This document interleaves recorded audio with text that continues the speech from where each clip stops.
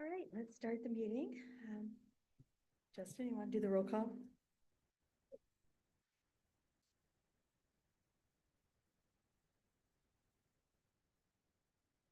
Commissioner Holmes, Here. Commissioner Urban, Here. Commissioner Klein, Commissioner Krudoff, Here. Commissioner Lancaster, Vice Chair Jameson, Here. Chair Rhodey. Here. Thank you. Have the approval of the minutes to the last meeting, April 2nd. Motion to approve the minutes. Support.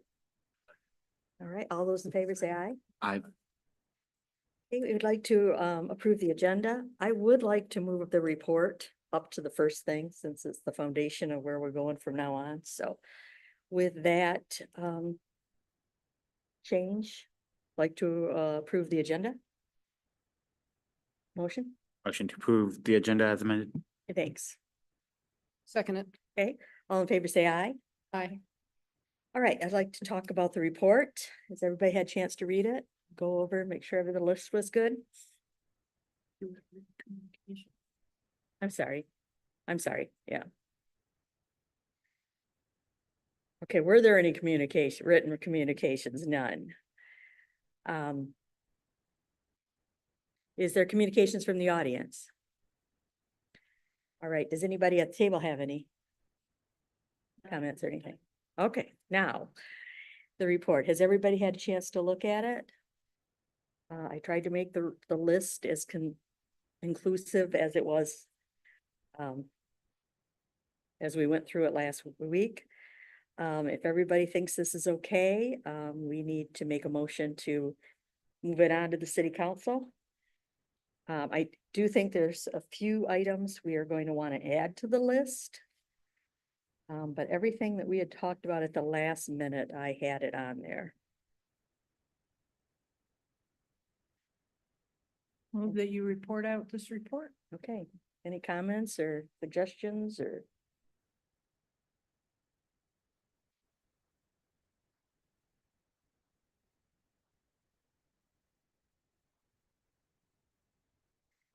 All right, do we have a second? I'll second the motion. Okay, all in favor say aye. Aye. We make sure that that gets forwarded to the city council, please.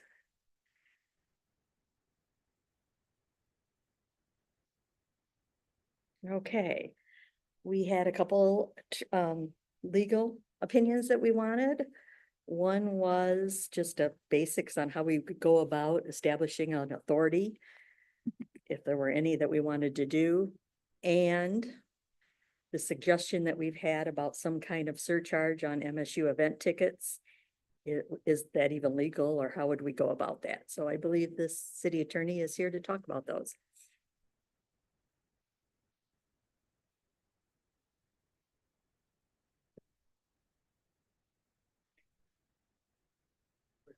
I think he's scared.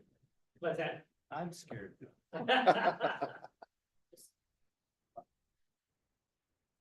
Got it. All right. Yep. All right, great. Am I coming through okay? All right, great. My name is Steve Jopic, city attorney, and I've met most of you, not everybody. I apologize for those of you I didn't introduce myself to earlier. Yes, I was asked to come here and address a few questions. Audrey sent me the questions you were looking at. As I understand it, you're looking for some input on the process for creating an authority, such as perhaps a fire authority or some such other authority. What is the process to implement a tax millage to fund such an authority? And is there a maximum number of mills that could be levied? And I focused on fire authorities because I understand that's where the conversation was had headed. And that's probably one of the more common methods for communities that get together and do such a thing. And but there are some other methods for intergovernmental cooperation beyond just establishing authorities, and I'll touch on those very briefly with you after I talk about an authority. So when it comes to establishing a fire authority, you're talking about or would be talking about doing it under the Emergency Services to Municipalities Act, which is Act 57 of 1988. And this is an act that provides for two or more communities. It can be cities, villages, townships, and counties, and any mixture of any of those to get together and create an authority. And an authority would become a separate municipal corporate body. And articles of incorporation, if you've ever heard of those, they are established in the private sector for creating a corporation. You have articles of incorporation. Same would apply to an authority, except it would be a public corporation that would be created through those articles of incorporation. The city itself is a municipal corporation, if you weren't aware of that, and it is established under the Home Rule Cities Act, and it has a charter instead of articles of incorporation. So these are different ways that public bodies are created. And hello, Mr. Lancaster. My name is Steve Jopik. I'm city attorney presenting on the authorities part of the meeting. And so the first step would be each of the communities that participates in it adopting articles of incorporation, which would be one document that all communities that participate in it, two or more, would have to have approved by their city councils, township boards, what have you, depending on what sort of organization they are, or what sort of municipality they are. Those articles of incorporation would include all sorts of information about the services to be provided. What is the scope of the authority, of its duties? What is it authorized to do? The act provides a wide variety of things and to choose from, and the communities involved. Let's just say hypothetically there's two communities. There could be more, but for discussion purpose, both communities would have to agree to the scope of services that would be provided. Is it just fire? Is it all emergency services? Does it include police? But what is the scope of services provided? Is there any remaining emergency services provided by either of those two communities that are outside of the authority, and how does that work? Provide for the administration of the authority, how it would be run. Of course, it would have to have its own budget and its own auditor and its own attorney. I couldn't serve as an attorney to the authority. I'm the city's attorney. Like I said, this is a separate corporation. It would need its own attorney, its own auditors, and so forth. And it would need to track its own budget and its own funding. And the articles would cover all that. The articles would also cover the taxes that it might levy and its bonding authority. So it's not mandatory that it be funded that way, but it could, and you'd provide for that in your articles of incorporation. The scope, how far can it go? A authority under the statute can levy up to 20 mills. Would the communities want to limit that in the articles of incorporation? An authority can issue general obligation bonds. You do the two city councils or the city council township board, do they want to give that power to the authority to issue bonds? And if so, is it just general obligation, limited general obligation bonds, or is it unlimited general obligation bonds and things of that nature? So you define all that and come to an agreement between the two communities, or if there's three or four, they all have to come to an agreement on that. To do a tax, it has to go out to the voters to be approved. And if it's, if I'm remembering right, if it's a general obligation, unlimited general obligation bond, I believe that also has to go out to the voters for approval. That would involve bringing bond counsel in and so forth on behalf of the authority. The authority would be the one taking those actions. Now, the city could also fund the authority, the township, city, whatever the member bodies are. Again, our hypothetical is two of them. So both of them decide in the articles of incorporation or by other agreement that, yeah, we want to provide some funding from our regular millage and general fund or other funds. They can contribute part of the funding for the authority or all of it. there's a lot of options and a lot of ways to go, and the statute is set up in that fashion. The authority would also likely, would establish bylaws to govern its meetings. It would be set up with a board, similar to a corporation. A corporation usually has a board of directors. City council is the legislative body, the governing body of the city. The authority would have a governing body, and the articles of incorporation would establish, is it 2 members from each of the communities that are in the authority? Is it 3 persons that get appointed? How is that all set up? So that there's representation from each of the communities on it. And then the bylaws would establish how things are voted on and things of that nature.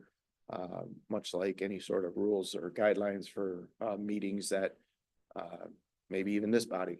I doubt you have bylaws because you're a different type of body at this point, but any of the city's boards and commissions that are permanent, they have bylaws that are set up. They're called rules and guidelines sometimes, or bylaws. But this authority would have those established as well. So I hope you're getting the idea of the structure and the process for creating it. The only other area I wanted to cover is the employee side of things on it.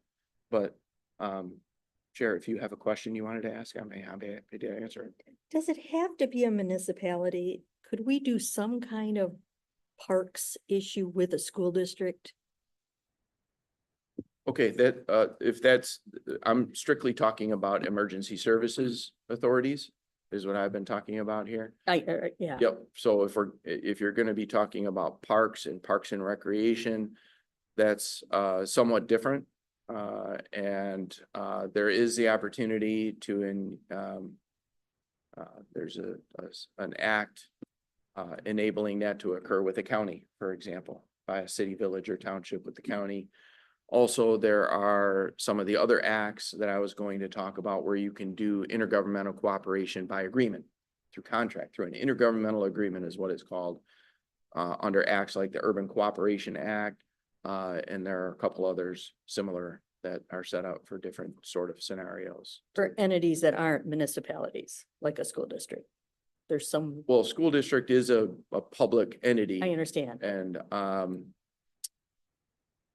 I don't believe school districts are listed in the statute that I'm familiar with for parks and recreation, but we could check on that. But you can do intergovernmental agreements that could include school districts, I believe, and we can look into that further if that's a path that the committee is looking in to go in that direction for any reason or needs to investigate that further. We can certainly look into that.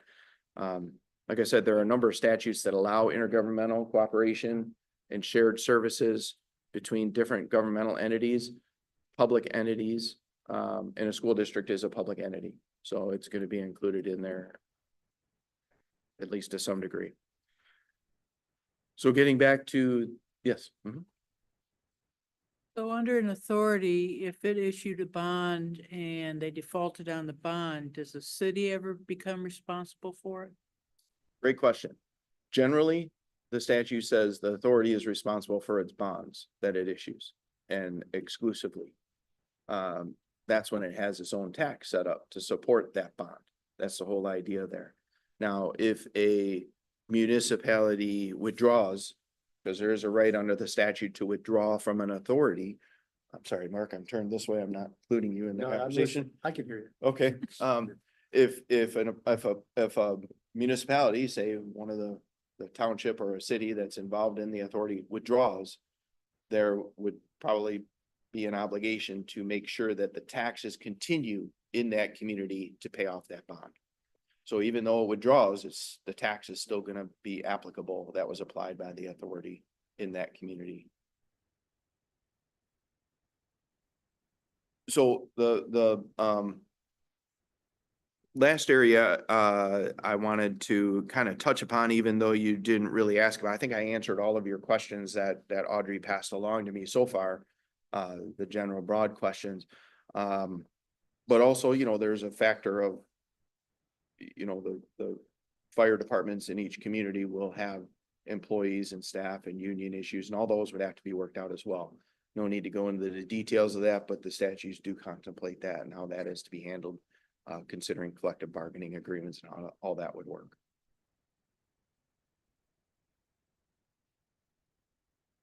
We get a state supplement for, we do get a state supplement for emergency services, right? Because we're in lieu of Michigan State paying tax. I understand. That presumably complicates things. It could, it would have to be factored in, and the statute that provides for that, we'd have to take a look at that and see how that plays in if you were to pursue this. But I'm not so sure. I don't think it would prohibit an authority from being established for these purposes. Like I said, the statute is flexible enough to enable it to be fully funded by the tax that the authority establishes. The authority doesn't even have to establish a tax. It's an option. The authority could be a basis upon which each community contributes a certain amount into the authority, or partly funded by taxes in a bond for various purposes. And the rest of it is funded by one or more of the communities from their general fund. And that could include the funds received from the state. So I don't think it's a factor that would stop it, Mr. Lancaster, but I think it's an issue we would have to address in the course of conversations with whatever other municipalities would be joining in the establishment of the authority.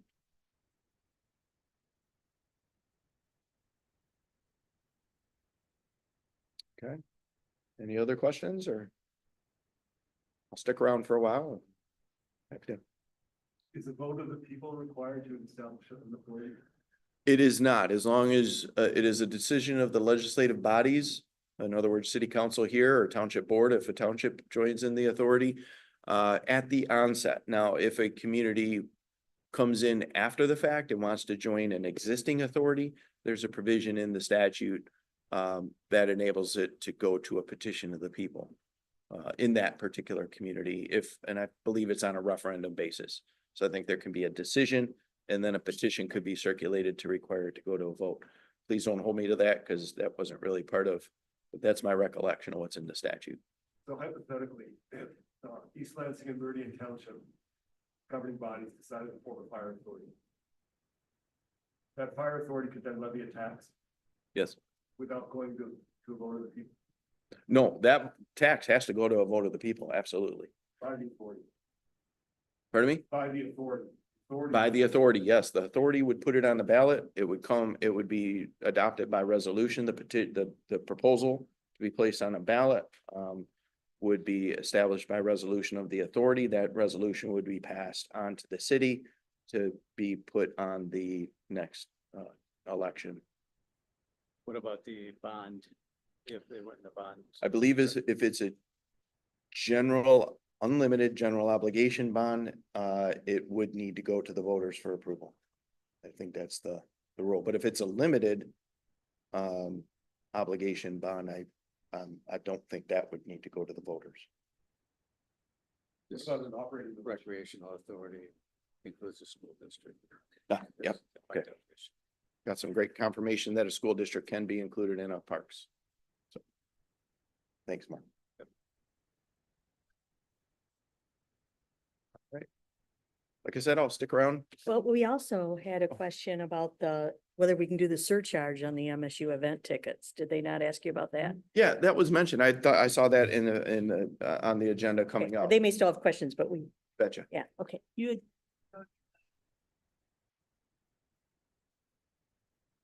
Yes, exactly. I think I mentioned the Urban Cooperation Act. There's an act under believe it or not, under the township laws that provides for townships, cities, and villages to enter into agreements with counties and whatnot for police and fire protection. There's intergovernmental transfer of functions and responsibilities.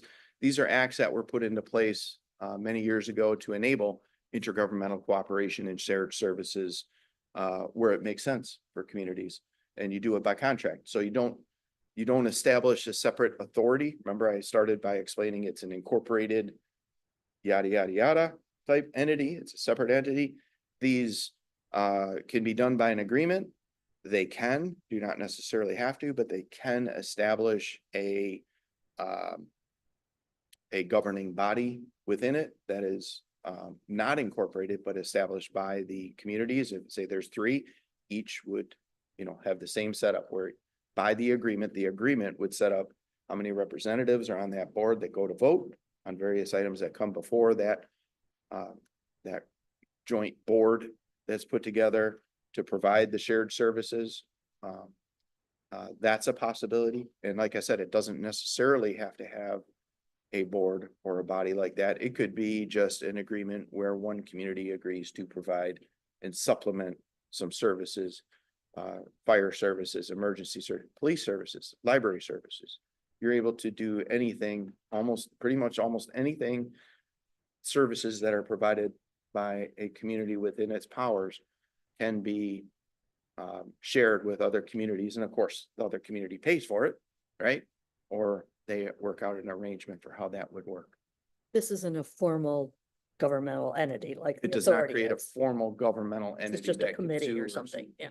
Or issue bonds or anything like that. None of that would apply. Couldn't tax on its own and things of that nature.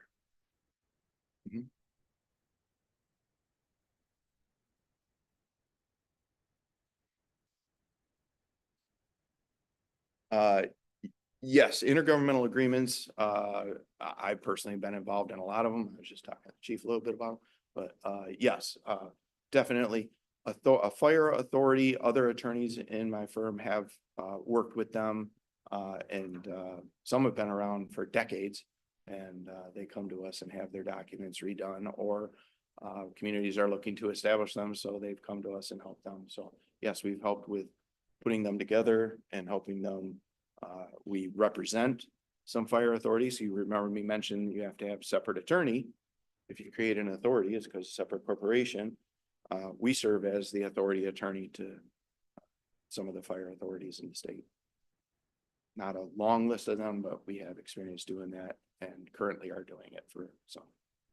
Do you have any opinion on the advantages of creating like in a governmental agreement over an authority, or like the differences between those? It's kind of I think of it along a scale, a sliding scale to some extent, from in terms of control and oversight of what's happening. So an authority, like I said, is all the way down the scale where you're creating a new governmental body, right? Another level of government is being created, another layer of it for just that purpose. So that'd be at the end of the scale, and in between it are, and even with that, creating that body, you can control it with the articles of incorporation, how far you go to some degree, right? How much they do have some autonomy no matter what, but you can control some of the scope like I was talking about. And then coming back along the scale, the intergovernmental agreements can be wide ranging and extensive or more controlled. Like if you establish a separate board or body, well, you're forfeiting some control to that board or body to decide, are we, say it's a emergency communications intergovernmental agreement, and you create a joint board for that purpose, and you each send 2 representatives to it. You only get 2 votes. Say there's 2 other communities and they each get 2 votes. You can get outvoted. So there's your, you're giving away some exercise of authority or control over what's happening, but you gain the benefits from it, from shared services. And as long as you work out the agreement in a way that it's beneficial, it would be worth, or may be worth, giving up some of that control and passing it along to that joint effort to do things together. There's give and take. And the idea is that before you sign on the dotted line, you've studied everything, and you as your community know that you're protecting the best interests of your citizens and your community the best you can, and that it's fair to your community and equal. There's equity in it. All those things you try to do up front as best you can. But yeah, as you go back from an authority into these contract areas, yeah, that's how I view the steps you're taking. Can you speak to any reasons why you've heard from these other communities that they want to establish a fire authority? Is it to save money out of the budget, which is what we're looking at? Is it to provide better services for public safety within the communities? What is the basic reason that they go into a fire authority? Yeah, also all of the above. It can be all of the above. Some of the better reasons are to do it for purposes of providing better service. Say you have some areas that aren't getting service as quickly, the response times are longer and you're uncomfortable with that, but there's a neighboring township right there. If you enter into an authority with them, they may have areas and other areas where you can help, and between the two of you, you can maximize service between all the equipment and facilities you have. You're able to do better response times, provide better services. And of course, yeah, perhaps save some costs, but remember you're taking on separate, like I said, you're creating a new governmental entity and it has all those administrative costs. So, you may be combining command, but you still have to have all of the necessary firefighters and all the necessary equipment. So again, you're going to want to study it to see, are there really going to be cost savings if we create an authority with Township X or City Y? And do your homework ahead of time. If your motivations are to save costs and only to save costs, definitely study it and make sure that you're saving costs as well as not sacrificing any level of service, because that it might not be worth it, right? If their own entity, they're gonna need their own HR, they're gonna need their own accounting, so as their own governmental, so those things would have to go into the math. Whereas the government agreement, where everybody just, it's my understanding, they're not levying their own money, everybody would just, all the units would just contribute toward that. Yes, and as far as some of those things, like the budgeting and finance and paying bills and so on and so forth, with an authority, the authority can contract with one of the communities to perform those services. But of course, that community is probably going to be paid for providing those services to the authority. So you can kind of see how that all works. With intergovernmental agreements, because you are pooling resources and you're pooling funding, there is some of that where it's accounted for separately. And one of the communities would probably be put in charge of taking care of that and doing that and running the finances and so forth. Each community would of course track all that pretty closely, but it is something that is done as well, but it does create some separate costs in that respect. And each community is going to have its own attorney. Usually you don't see a separate attorney assigned to that group because again, they're not a separate body. So one more question from me anyway. The way this is worded, it says an authority may issue general obligation unlimited tax bonds upon approval of a majority of the electors in the jurisdictional district. Yeah. So in that sense, you would identify the value of those bonds to replicate the budget that would cover all of these expenses? Is that what you've seen with these, or what is the length of time on those bonds? Well, they're going to be governed by the length of time permitted on the bonds, and when they go to sale, that's something bond counsel would answer.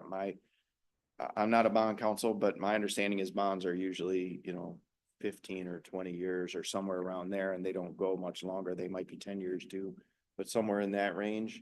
And I think depending on what the duration is, affects how much it costs for bonding. Got it. And finance charges and things like that, and interest rates are impacted by the duration.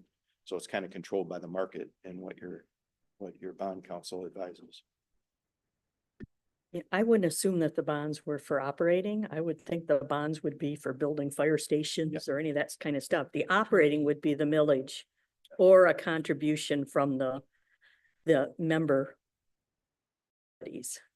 Yes, thank you for that. I did want to mention that. So the statute talks about the bonds can be for the acquisition, construction and furnishing of buildings or facilities or portions of them, the acquisition of necessary property and the acquisition and installation of necessary equipment. Property, it doesn't specify real or personal property, fire truck, equipment like that would probably be considered property. So you probably would be able to, I think you'd be able to do it for your fire equipment. It does mention equipment as well in number and C. So those are the things that the bond can be issued for under the statute. Operating would have to come either from contributions from the communities or through a tax. And And your the, tax is gonna have to exist to pay the bonds as well. the statute also provides for an authority may issue limited tax bonds or notes by resolution without a vote of the people. What is the difference there? Again, I'm not a bond attorney. They're certified specially, so forgive me, but so my novice understanding of limited obligation bonds is that you're at a higher interest rate, they're less secure, which results in the higher interest rate, and it's not general obligation, so it doesn't open up all of your funding. I think that's what it stands for. I think it may result, I don't know if Robert knows some more on this, but it may result sale on the private market. Yes, Public and market. doesn't pledge the full faith and credit. That's what I was getting. Yeah, so Doesn't the pledge interest it. rate may be higher. Yes. Exactly. And so might be a private placement with a bank or a financial institution. So general obligation means you're out there, so you have to, when you choose general obligation, the general fund is, if you don't make your payments, the general fund would have to pay for it. Things like that.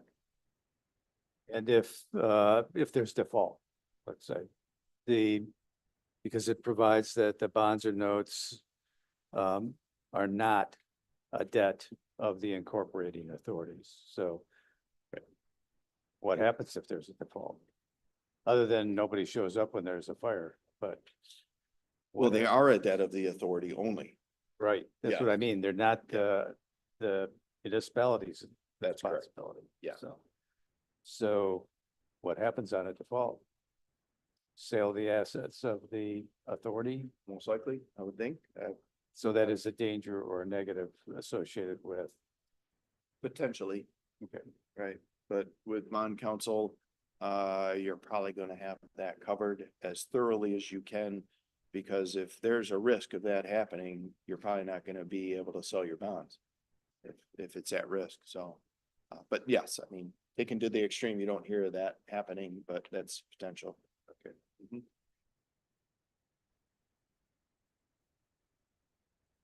Yeah, intergovernmental agreement, is that renewed every year, every 5 years, or how does that work? Yeah. Another good question. All these are great questions. The agreement itself would provide for that. Some of them are for very long durations. So you see some intergovernmental agreements for water or sewer, sanitary sewer, with neighboring communities. Those are usually very long-term because they're gonna be relying on it for decades and need to be relying on it for decades. But bottom line is it's flexible based on what you're doing, and you determine that between the parties that enter into the agreement, what works for you. It might be, and you'd have termination provisions in there, usually longer term termination. Usually don't see a 30-day termination in an intergovernmental agreement because to unwind it all takes time. And obviously you're passing budgets that are in reliance on the shared services. So you'll see as much as a year-long leeway for termination of the agreement, but they usually provide an out provision for getting out of it and making each of the parties whole, and providing them an opportunity to rebound from, it's almost like a divorce. And you put that into place. So those sorts of things are covered in there. Now, you currently have a water authority, right? Correct. And who is the partners? Meridian Township and the city.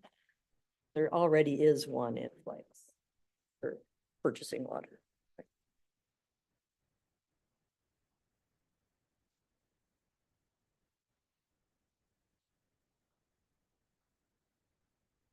I don't, we have the fire chief here if you wanted to stay on the topic of authorities or if you wanted to stick with the attorney.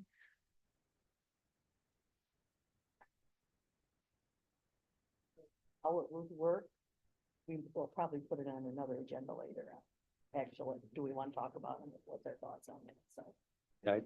I would say if you put it on another agenda, that we have bond counsel here also, because the statute also provides, and I think people have to know this, that authority can assess up to 20 mills with the approval of the electors, and that's like having another city sitting in the middle of you, so. And that's why I mentioned in your articles of incorporation, you might want to cap that Yeah, you can cap between that. the communities Or involved, limit it. agree upon. We're not gonna let the authority, go higher than 1 mill or 2 mills or something. Yeah. So, yeah, and, if you need me to drill down deeper on any of this as you go along, please let me know. I'm happy to do that. A lot of this was higher level, I get it, but I'm happy to help. Our recommendation would be you guys should pursue this. I'm sorry. I would think our recommendation would be you should pursue this, not you should do this. Okay. So I don't think coming out of here, we're gonna get that kind of level of detail. Sorry.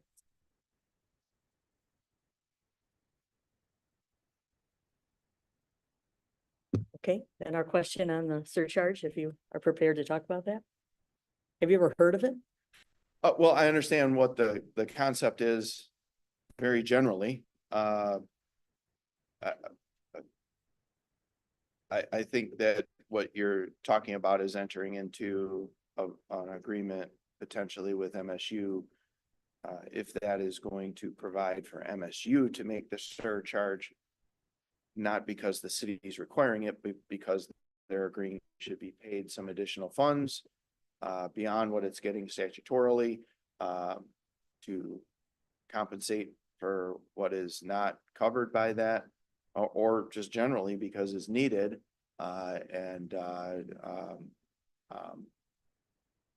Then it would be, as long as it's up to them to apply the surcharge, I think that is something that could be workable under an agreement with MSU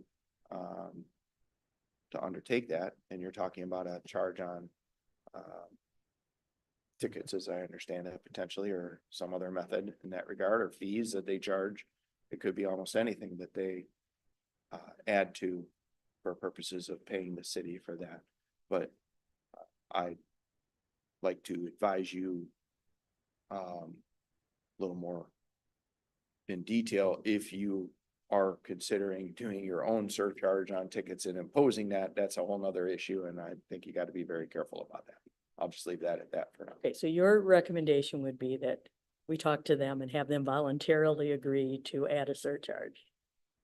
If they want to, you could even leave it open that they can do whatever they want to, but just an agreement that they're gonna supplement what is paid to the city to provide these services, recognizing the amount of services needed, the level of service that they want, recognizing that you are getting a statutory amounts. But it would have to be acknowledging that that's not enough to provide the level of service that we would like to provide to MSU and the community for everybody, including all your students who live in the community off campus. So we're asking you to supplement that. Yes. What are your concerns if we try to do it from the city perspective? I'd want to look into whether it's too close to being a tax. Okay, and I would want to advise you on that before anything like that were to happen.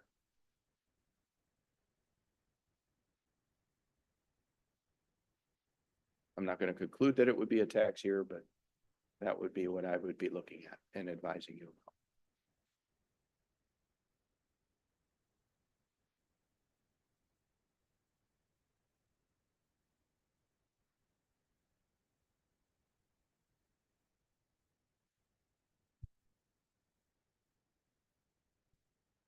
Hope I was helpful. Thank you. Have a good night.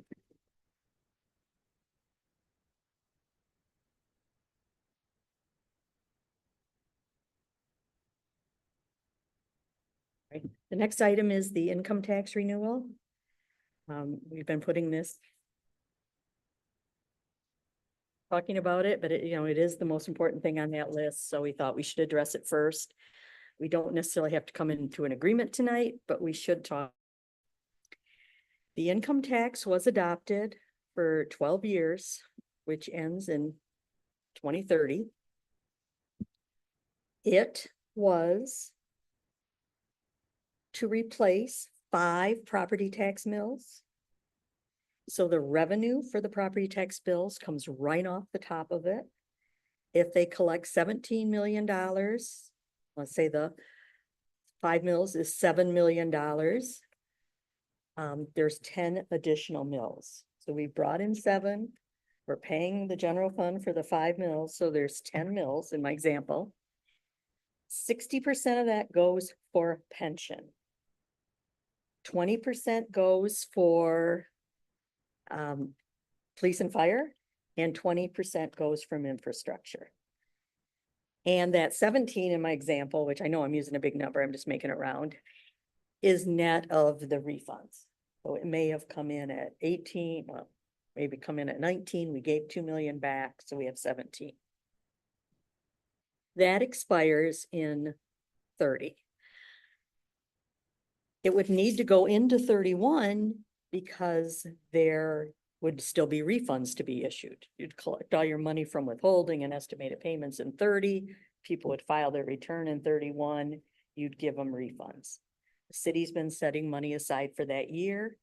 In addition, you'd need to administer it for a few years after that because returns would still be coming in and there'd still be issues, but no additional revenue would come in. So the thought is, what should we do with it? Should we let it lapse? The 12 years we're at, that's what people voted for. Should we extend it? And should we extend it for a certain period of time? If we do extend it, should those percentages be changed? Or should we recommend that it be permanent, made permanent? My issue with making it permanent is that once this pension issue gets addressed, which we believe is going to be in 40, there will be all kinds of extra money with no plan on what to do with it. So I have trouble making a recommendation for something that could happen 10 years from now with no plan. So my recommendation would be, and I'm just throwing this out as a discussion, is that we would recommend we extend it for 10 years to 40, keep those percentages the same, except change the wording on the 60% to long-term liabilities instead of just pension. That would help us take care of that OPEB or any long-term debt payments that are out there.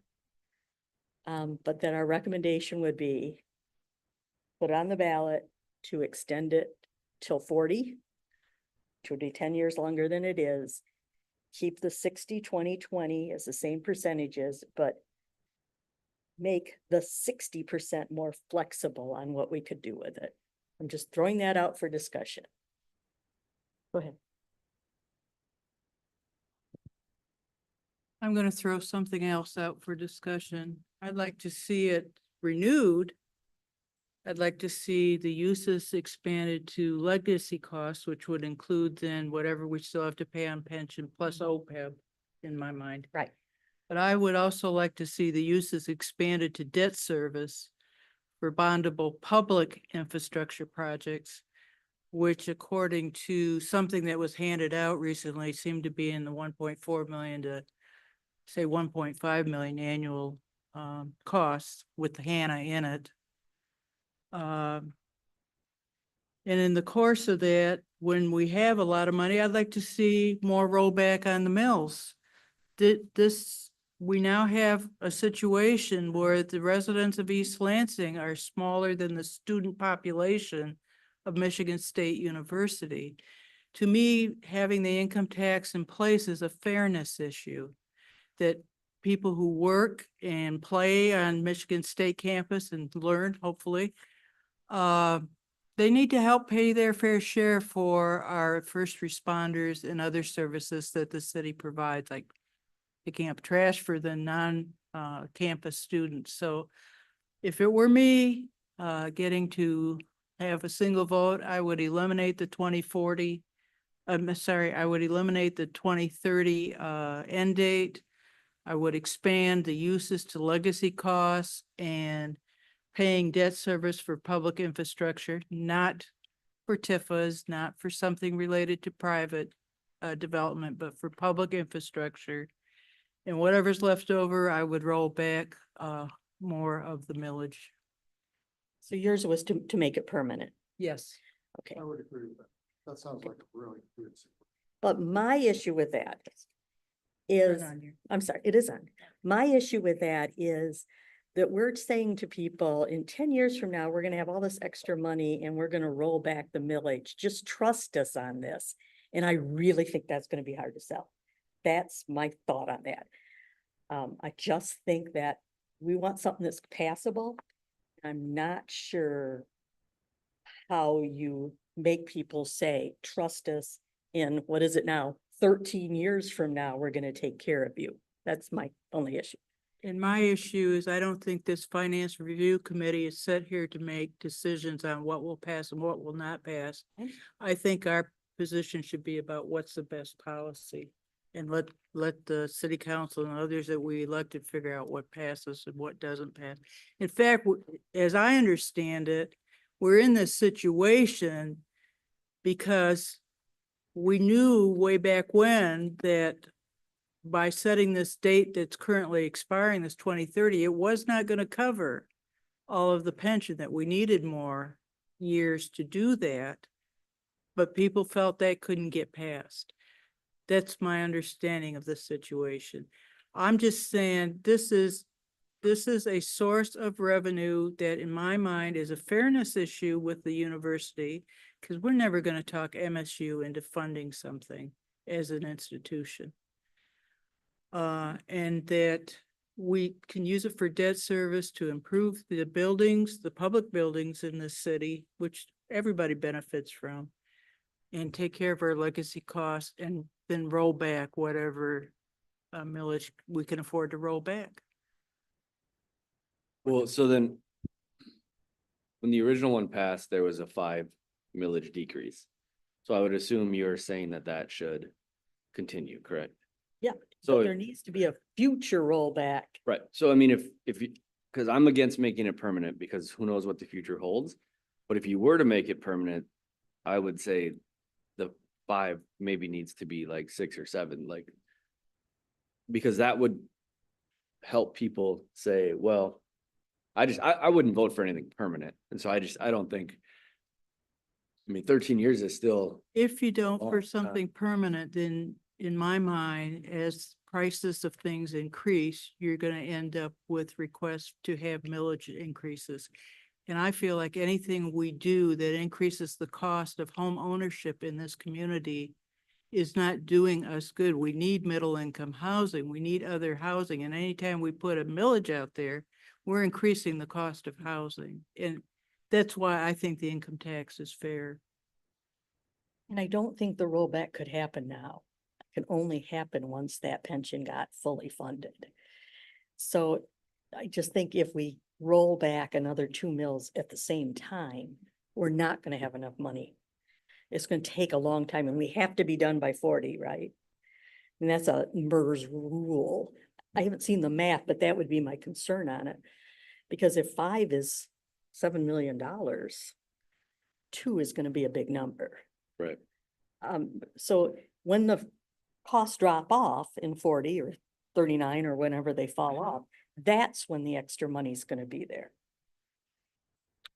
Okay, I think that it would be useful to have either Audrey or someone else come in and address exactly the dynamics of the income tax that we have in place at this point in time. The the tax, and I'll read one section of the of our charter, which was passed by the people in the community,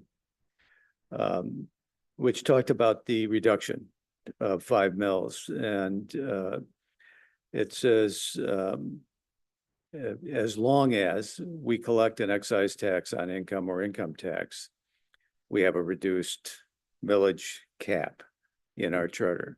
As soon as the income tax finishes, we're going right back up.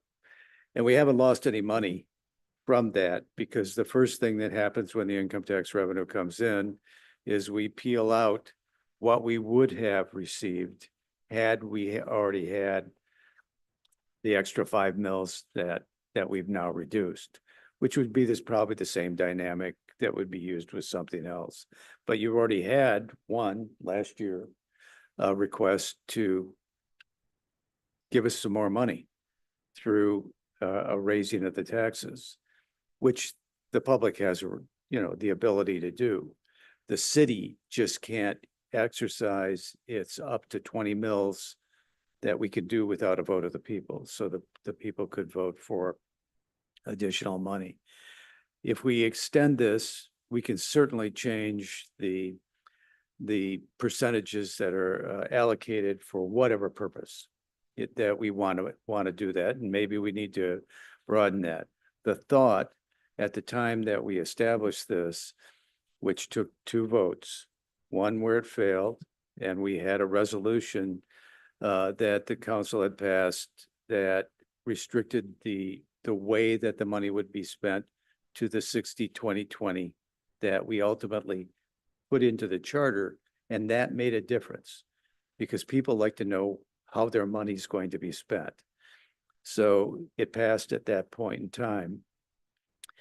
And I think that if you're going to make a recommendation, you should make a recommendation that talks about a change to the charter, number one, because we've already seen that people want to have that guarantee in the council. And I think that in the prior FHT, there probably is some documentation, maybe not in the report, that you could rely on as well. There were spreadsheets relating to what our expectation would be with this 60% extra payment that was being made. That would indicate that our annual required payment, which is now 10 million, would be 2 million by the end of this. We're not going to be there. Our required payment has continued to rise because MERS changes the calculation on a regular basis, so that David and I are going to live a lot longer than, they predicted when we passed this. And every time that happens, the unfunded liability goes up. And of course, we never anticipated COVID, which also had an impact on the market, everything that we were earning with regard to this. So there are a lot of factors that play into this. Extension of the income tax, I think, should be addressed by the financial health team. And I know that I asked Audrey the other day if we should be looking at it. Yeah, we should be looking at this.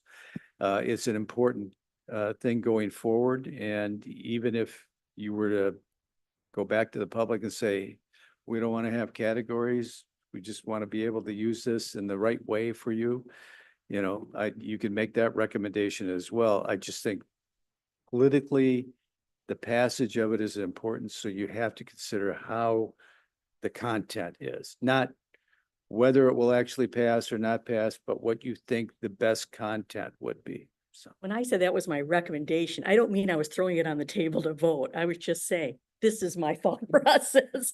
So that wasn't like this is what I think we should vote on, but that's my thought process. Is that 10 million required is going to go down substantially once it's fully funded, and we're putting an extra 6 in. So the combination, if that 16 goes down to 4, that is a huge windfall at the end, that there needs to be some idea of what we're going to do with it. And I think That's what my problem is with making it permanent. And I think the difference is between your thought and my thought is, do you want to reduce the income tax or do you want to reduce the millages? And I think homeowners deserve to have millages decrease.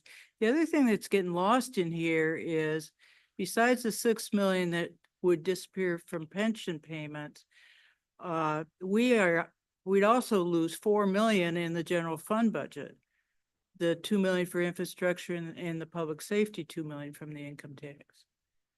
That kind of gets lost. That means at the end of the income tax, if you're going to eliminate it in 1040, not only are you've taken care of your pension issues, but you're going to lose whatever the equivalent is of that 4 million out of operating, which means you're going to be providing less service unless you've suddenly found money from somewhere else. And I we would never not thought- be at 100% funded in 2030, but we never thought we'd be at 100% funded In anyway. 20, There is an additional language we talked about at the time, but we didn't think we were going to get there anyway, as I recall. And maybe the mayor remembers more about this than I do, but the simple fact is, we could have, if you were to make it longer, you could set a standard. In other words, when the unfunded pension liability that our funding gets to 85% or 90%, then there's a reduction in the 60% and it could be used for other purposes. You could make it a little more complicated. I think we have the type of community that can understand things that are a little more complicated too. I didn't anticipate that at the end of 40, it's done. I'm thinking you put it on the ballot again with what your property tax would be reduced and sell it again. Not that at the end of 40, it's done. But I think that there's so much unknown about what's going to happen at that point that it's hard to put on the ballot. There'll be some kind of property tax reduction at the time. I mean, that's just my thought. Do we have a list of any other temporary millages that may be expiring in the next 5 or 10 years? Because I know there was about one the a few 5 or years. 10 years, but I'm trying to think of any temporary millages that we actually have left. We've talked briefly with the Parks and Recreation Commission because they had recreational bonds that would be a temporary millage. And when those expired in 2015 and 2016, sometime in there, we had a request to redo some of that. Thought at that point in time that it was good for the community to have a little less tax payment that they had to make. So we didn't go in that direction. And I'm not aware of any we have left other than that. There might be Well, maybe the school something one on the last year. library or something like that. Library was just recently approved again. I don't know the duration of that one, but stands to reason if we just had to Might be 10 reapprove it. years. I Okay. think that's a 10-year. And that's a 2 mil operating. They actually pay the city for their your services, right? They pay for like an intergovernmental charge for finance, HR, that kind of stuff. Yeah. IT. So that 2 mils, there's a portion of that that comes back to the city to provide services for them. On the point, seeing the income tax, you can't do that. This is the rules, this is how it's calculated. So you can't say, oh, we want to go to 1/2 mil and 1/4 mil. That's not allowed. It's the uniform income tax ordinance is the rules for every municipality in Michigan that has the income tax. No, I don't really know why any resident would argue against the income tax. Because what we're doing is we're spreading the tax burden outside of the city of East Lansing. And so in that regard, I would think we'd want to make, as Roberta said, we'd want to make the income tax permanent. We'd want to use it to take down the legacy costs, all of them. And then when we're done with that, just use it to offset the millage. I would add, use it to debt service too, and then roll back whatever's left. Right. Okay. Right, that's why I would think we'd replace pension costs with long-term liabilities. That would cover Yeah, our long-term, legacy okay. and your debt. If you Right. call If it that. that's your definition. then No, yeah. I agree with that. I agree with that. I'm in favor of like broadening the scope for the use of the income tax, but also like not in favor of making it permanent. Because for some of those reasons you listed of if there's enough political will amongst the residents and property owners, like 10 years from now, they would make the case at that point to renew it again or do whatever they want with it 10 years from now. Right, and that would be an easy vote, because that's only gonna help residents. Why Continue. keep going back on this? I mean, you put it out there, people voted on it, approved it, they're used to paying it. Well, I think one thing is East Lansing used to have one of the highest tax rates in the state, and now we don't because of that reduction. If you look at a similarly priced house in Meridian Township versus East Lansing, the property taxes are pretty close. But a lot of people, when they look at houses and they look at the taxes, they don't think about, oh, I'm gonna have an income tax here, but not here. And so that can come into play at some point. Because there's not a lot of homeowners that don't work. So like you keep saying, I'm paying both no matter what. Like, there's not a break. So it doesn't really matter where it comes from, but I think if the property taxes go up, that will hurt people trying to come to our community. They'll just move to Meridian Township. I 100% agree with you. That's why I want the income tax to stay in place so that we can keep lowering the millage after we pay off our legacy costs. Well, then I would, like Mark was saying, I would want to see something like written into that, like, once this is fulfilled, then the millage goes down Oh, yeah. 1 or 2 points or something like that. But I still have a hard time believing that the public would just trust that would happen. And how do I'm you- not objecting to putting it in the language. Yeah. I'm just talking about the whole concept. Yeah. And then there's so much unknown to know if it's 1, 2, 3, 4 mills. That's my biggest issue with it. Yeah. Is what number are you gonna Well, put? because we don't in know there? what the property in 2040, we don't know what the properties are gonna be assessed at, and that's part of the equation, Right. right? So property taxes might even be way out of control if our Well- rates, if our assessed values go up. And the other part to remember is the city isn't the only one collecting property taxes. We have a lot going to the county level too. That, voters decide on whenever the thing comes up. So we can only control a piece of the property tax. Right. But it wouldn't have to be a fixed amount of millage reduction. You could start with what is it, 5 mills now? And once the long-term obligations are paid, then you could determine the amount of millage reduction each year based on the income tax revenue from the previous year.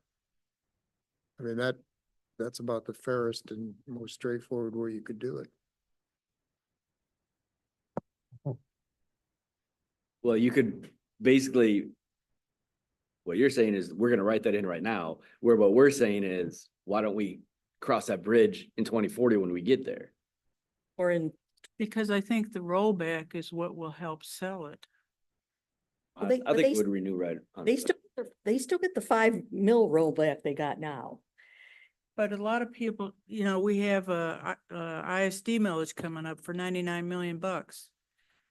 If that goes through, a lot of people don't, personally, I don't think fully appreciate that the city is only one horse at the trough here. Yeah. And so your property tax is still going up, plus the value of it goes up anyway, naturally. And so I'm not sure they really understand that you keeping the 5 mills down it's still not gonna decrease or keep their property tax level. No, but that is a huge, and 5 mills is a big number. I don't disagree with Yeah. you, and it may be by 2040, maybe you can double it. I don't know. Yeah, I don't I know know. what the math will be. Exactly, that's my point. We don't know what the math's gonna But be. at least you could tell people that's where you're going. Yeah. And you're not gonna have to, and frankly, we have this whole resiliency plan, try it in English. The flood plan, how last I heard you guys say it was gonna cost millions. You know, aren't we gonna have to do that by debt service ultimately? Maybe. I mean, I'm trying to look out there and that's a public infrastructure. Are you gonna really charge a subset of residents hundreds of millions because they happen to live next door to it? I don't think assessment's gonna work. I don't know where else you're gonna go but a debt service of some type for something that big. Well, that would be a debt service of the Water and Sewer Authority, probably. It doesn't have to be. Well, it doesn't have to be, but it is If- likely if that you've that got would this be. money set That's how up- we've done it in the past. Okay. If you've got this money set up to be able to absorb this, and we've been paying it all along, so it's not a hike like a water bill's gonna be. I just think you need to be thinking long-term here about what our obligations are coming up. And that flooding thing is huge. Well, that certainly should be part of the financial health team's recommendations ultimately. So if you need more information on that, that's something that we could see if we can provide. All I know is the number's big. But if it's not a general fund obligation, I don't think you can use the income tax for it. So, I think. yeah. I mean, do you want a water bill that is X millions more than it is now? I don't. And if you think about our population, you know, if you're gonna hit people with a water bill, we have various levels of income. I mean, that's gonna hit the poorest the hardest. Well, this may be another reason to have bond counsel come in and explain the bonding opportunities that might be there and how it actually functions within the community. You have seen increases in your water and sewer bill actually fairly recently. Not as bad as Meridian Township, which I think held off on raising their water bill and then finally had to start really hitting people up for it. So I think it'd be useful to have a presentation on that. Yeah. So you guys know, even though I own a home here, I don't pay a water bill. It's part of my condo fee, so I have no idea what the water is or the sewers. I know nothing about it, so.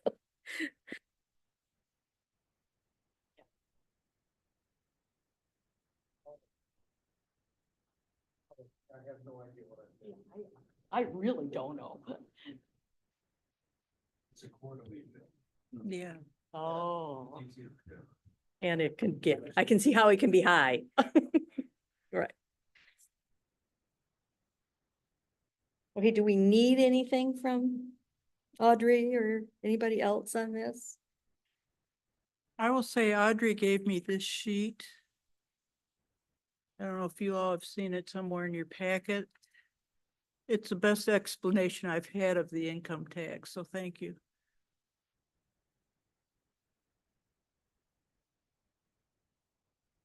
Well, that reminds me, actually, Audrey had a presentation and I think part of that presentation was showing the slide that we include in, I think, one of the annual report that talks about where your taxes go. And I think that might be useful to pass out too.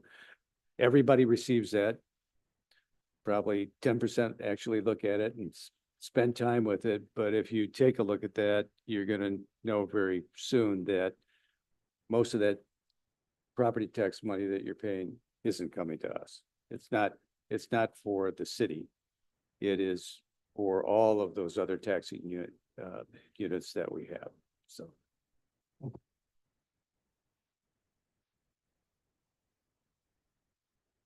And then one other thing, to go back to your authority issue, I'll note that on the recreational authority, which does permit us to go with the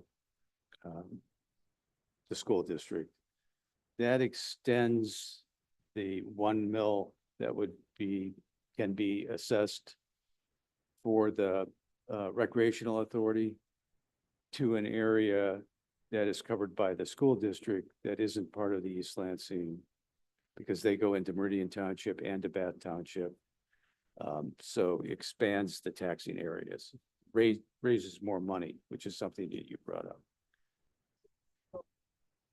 So it would go to the entire school district area? Okay.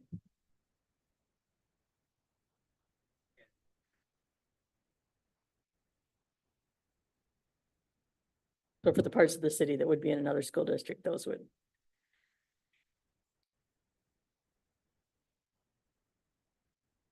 I think any tax we assess would go to the entire city area, but Also. the school district is much larger Correct. than the So we- city. Okay, got it.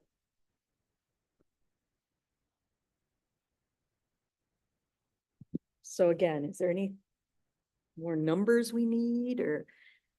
I mean, what we need to know is what the drop off will be and what savings will be in 40, and we can't know that, so.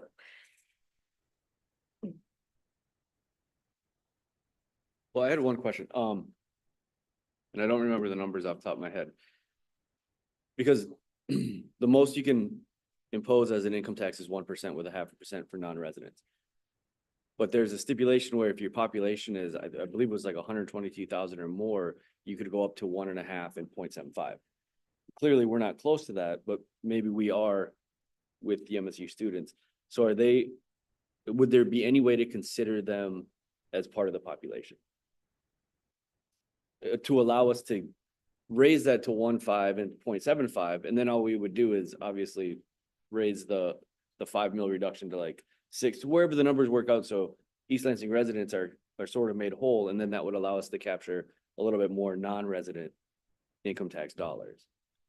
We're about, maybe Robert has, better information. I'm going from memory here, but we're at about 48.5, let's say roughly, in population, which includes 16,500 beds on campus, Okay, so which we was in the city.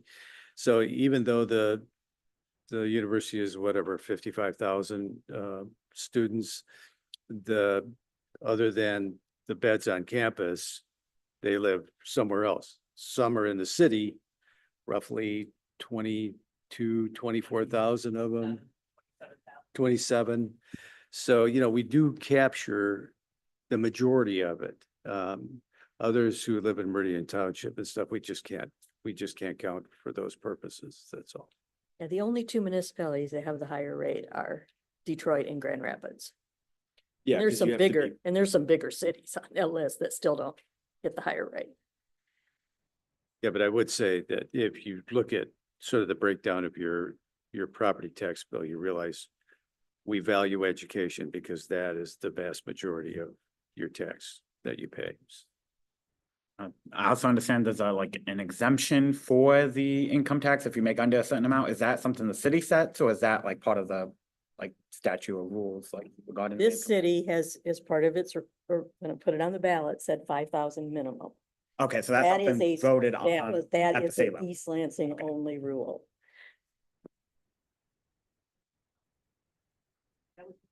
That was to get the majority of the students from not needing to file. Okay, yeah. That was my I didn't make any understanding, money in correct? college, so yeah, I appreciate it. And, like everything else, when we passed this, 5,000 was probably, a good, minimum. But now at $15 an hour, minimum wage for some of the businesses, we probably have more income tax coming in from students than we anticipated. So.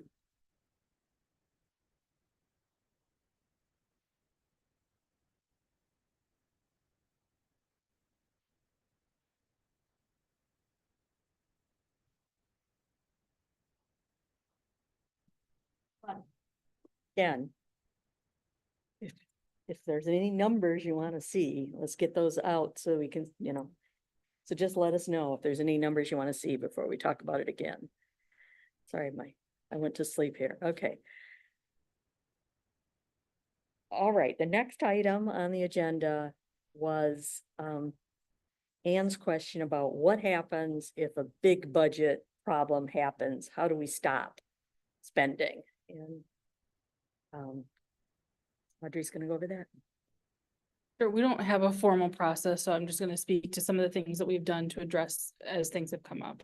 So, obviously, personnel is one of our largest expenditures, so historically, there have been situations where COLA has been limited, or there is no COLA that has been agreed to with the unions, or positions have been held vacant, through attrition. I don't recall, well, not in my time, there have not been layoffs, but there have been vacancies through attrition. Additionally, as we're requesting positions, so if there's turnover, this is a standard process that we have, is that any position, once someone leaves, retires, resigns, every position goes through my office to sign off to approve that position to be posted. So if there are budget constraints, there is kind of a first gate that they have to pass through before we would approve that position to be posted and filled. So that's sort of where positions are reviewed. And then for larger capital items, there has been situations where we've prioritized projects. So if we need to stop spending, there's prioritization of projects. In this budget process, as we were reviewing budgets, we literally carroted items that were transactions that were not core services that we could go back and address if we needed to review those particular items, if we wanted to reduce the deficit. Additionally, part of the standard process for approving any sort of large purchases or contracts is one, all large contracts go to city council for approval. And if they are not budgeted, they are required to have a budget amendment at that moment in time. So they're approving both the approval of the contract and a budget amendment at that moment in time. Even if they don't require a budget amendment, they still have to go to council. So there is still that opportunity for council to kind of stop and put a pause on anything. Additionally, any contract that's signed comes through the finance office and has to be approved as to sufficiency of funds before it's approved. Yes.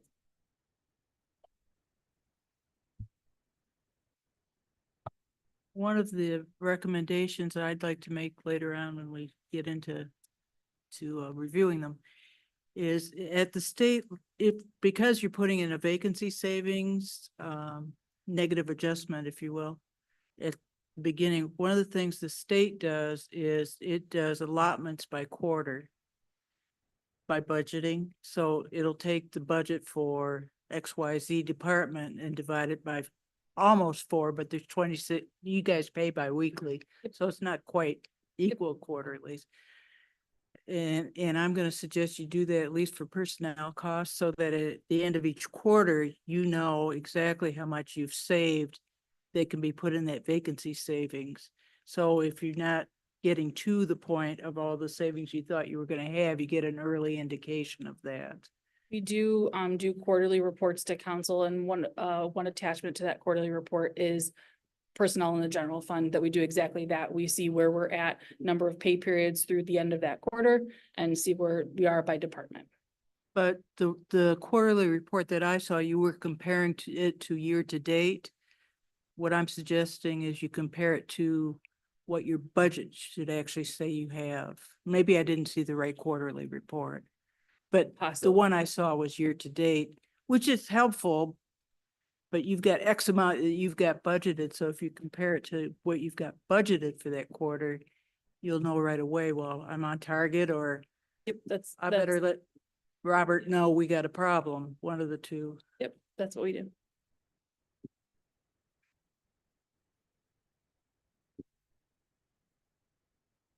So departments understand that their budget is not a guarantee they can spend it. So if times get rough, they're used to being told, you need to slow down, or you need. Spending limit, not a spending requirement. Good.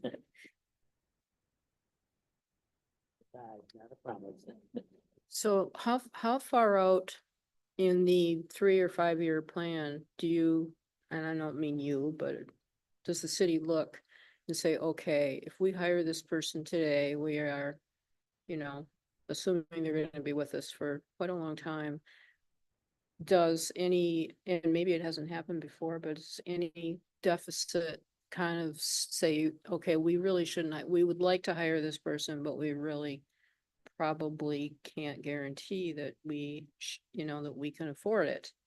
Is how, what is the process? Has that happened yet?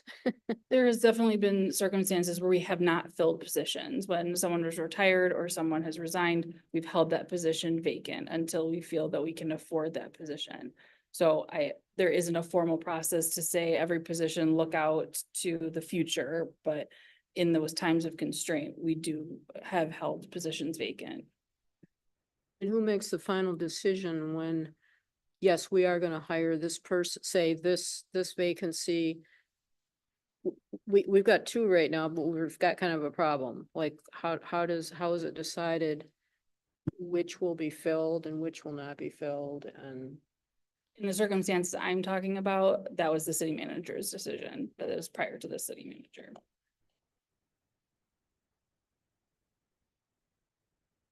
Did I give you what you needed, Ann?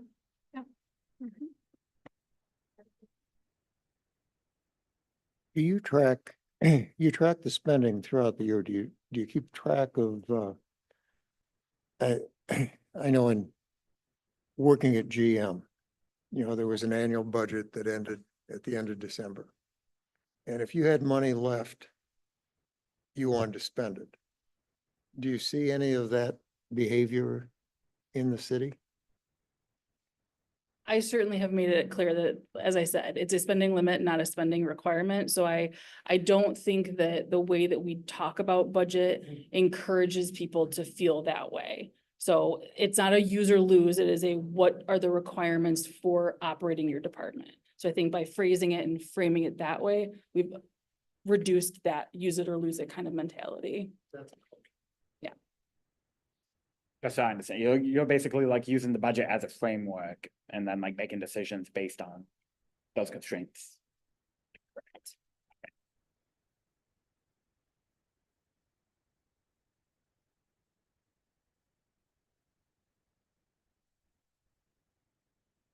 Prior.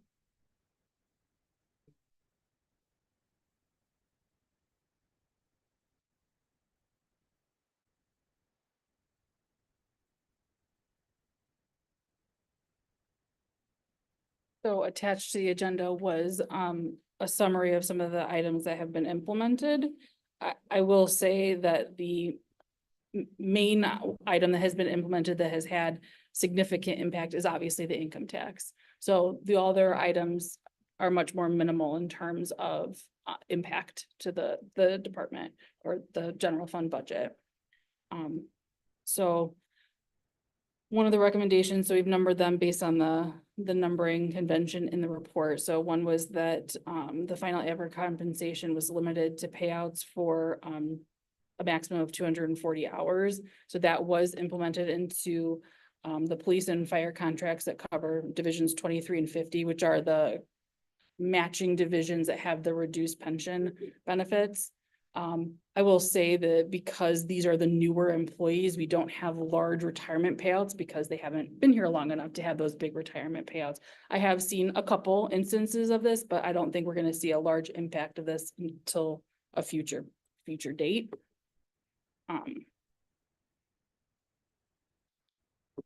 Then there was some recommendations to improve communication and transparency. And so one of the items that the city did a major overhaul of the city's website very recently. So I think that's hard to quantify the impact of the website and how that has helped.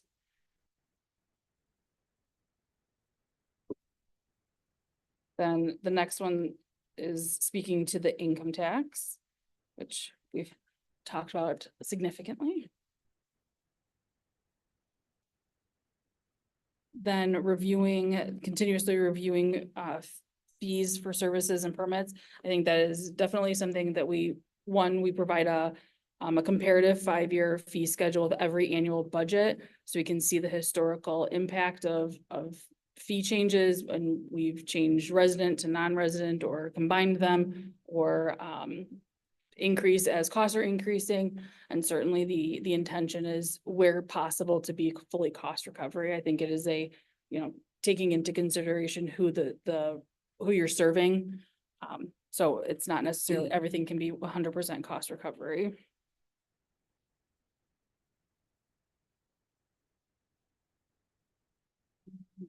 Oops, sorry, trying to zoom in a little too aggressively. Take your glasses off at that point. Then I have to hold it here. The OPEB legacy costs, utilizing the healthcare task force, and certainly because the young retirees are participants in the same health insurance plan that's part of the pool. They also get the benefit of the reduced rate. So we talked about a 9.1% increase to healthcare premiums, and that I think in the market you're seeing double digits. So I think they're seeing the benefit of that as well. So that's helping to keep those costs lower as well by participating in the healthcare task force. And then in regards to infrastructure for water and sewer, we certainly have been continuing to utilize state revolving fund bonds to do the improvements at the wharf. Oh, okay, there's more.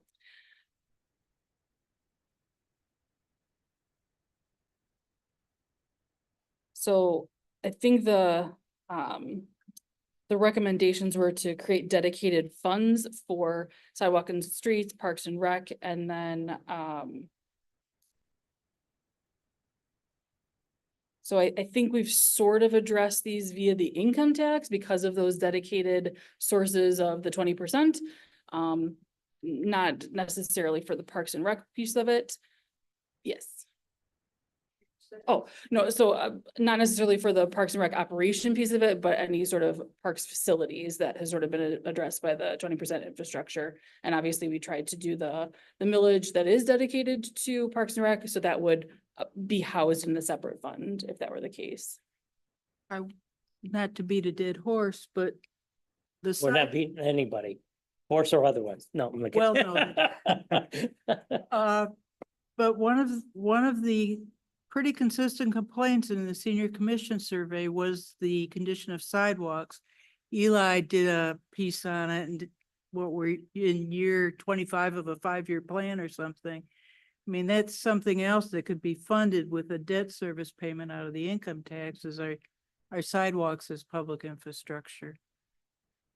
Just a thought.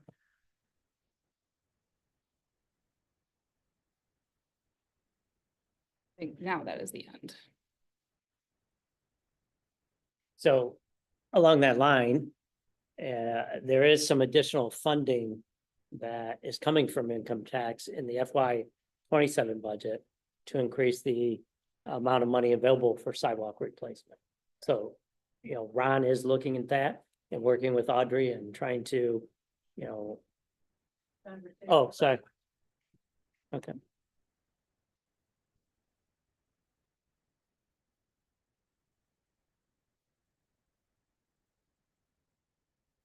Any other questions on that or any other points we want to go back to in the, I don't think we attached the full report. We've obviously attached it in previous meetings. Oh, this is the.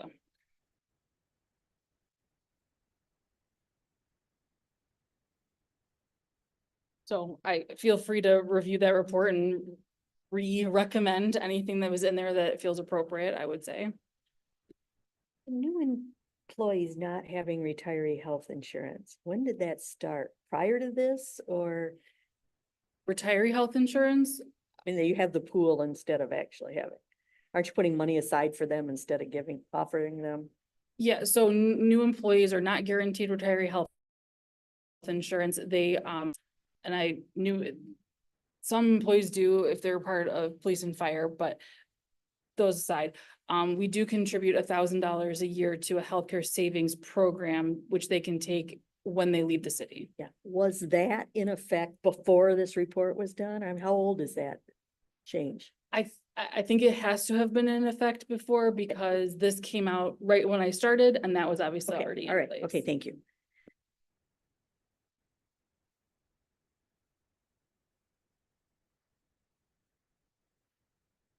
Any questions?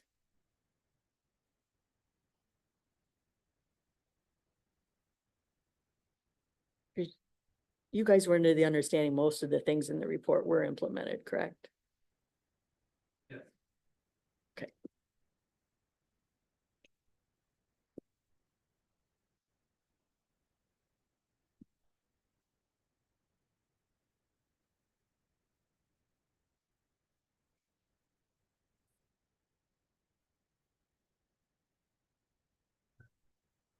Or whether this has been changed by by some other statute, but, you know, my first term in the House, I was chair of the Retiree Healthcare Reform Committee. So we looked at all the OPEB benefits, which are not guaranteed. And I think that that's not something that morally we have even talked about eliminating. And I'm not sure whether that's true for municipalities or not, because I really just haven't looked at it more recently. But when you talked about making a contribution, you know, that's something that the committee should take a look at as to whether that might be something that could be negotiated through our unions, or another way of funding healthcare for our employees after they retire. And so I think it's a legitimate question for you to pursue. I'll just note, I know I've probably told others this, but, you know, I'll just relate my father's statement, which he said to me you know, around his 95th birthday, after he had retired in 1968. And this was about 2006. We were doing the banking for them at that point in time, and his pension, and he had been an executive with Chrysler Corporation, was about $750 a month. And I said, wow, Pop, you know, it's only $750 a month. By the way, he had a whole separate career, so he was worried about money. But he said, yeah, you can outlive your pension, but you can't outlive your health care. So it's important that we continue to do this. We have to do it in a way which we can afford. So yeah, it's important for you to take a look at it. Okay. How much did you say is being put aside a year? How much is it put aside a year for each employee? We contribute $1,000 and they contribute a matching 500. And then it's in some kind of investment account. Yep, it's with MERS. So we've probably covered this and I'm just not remembering, but does the city offer a pension buyout?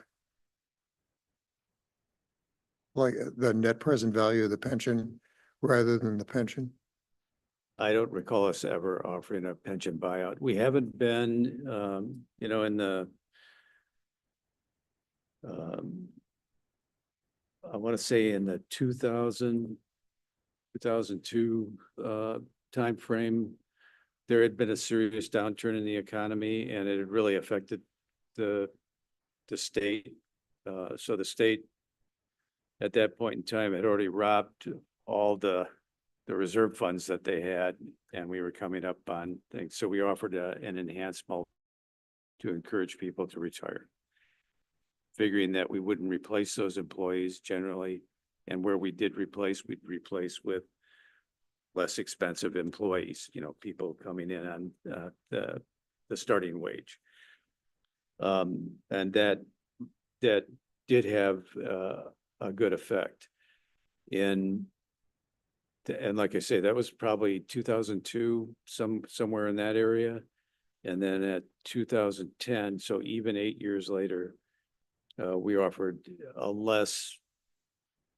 another enhanced buyout to again reduce the workforce to deal with the financial issues that you may recall. We had the 2008 that made the early 2000s look like nothing compared to the downturn. But we did it again at the state level at that point in time and approached it the same way. So it's a legitimate budget.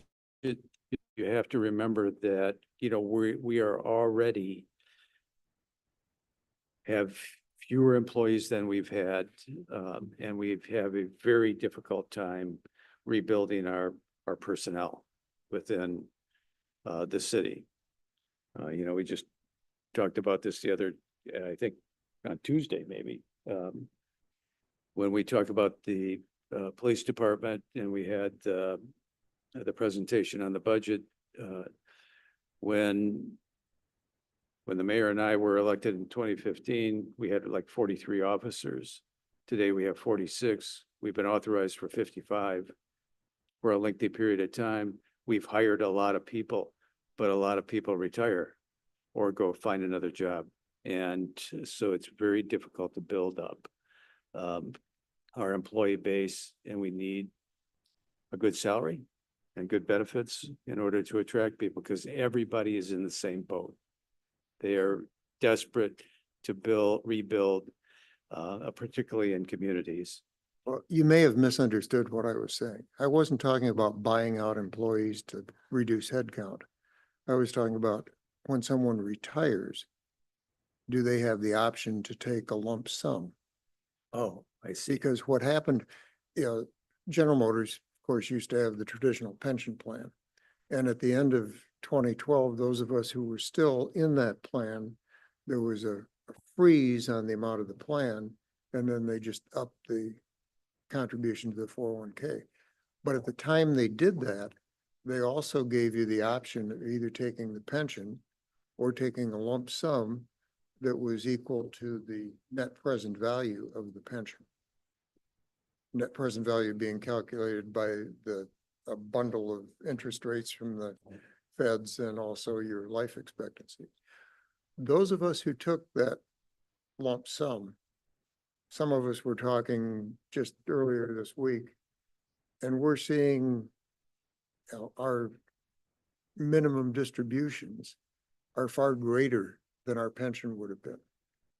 So it's a way of providing an inflation hedge for the pensions.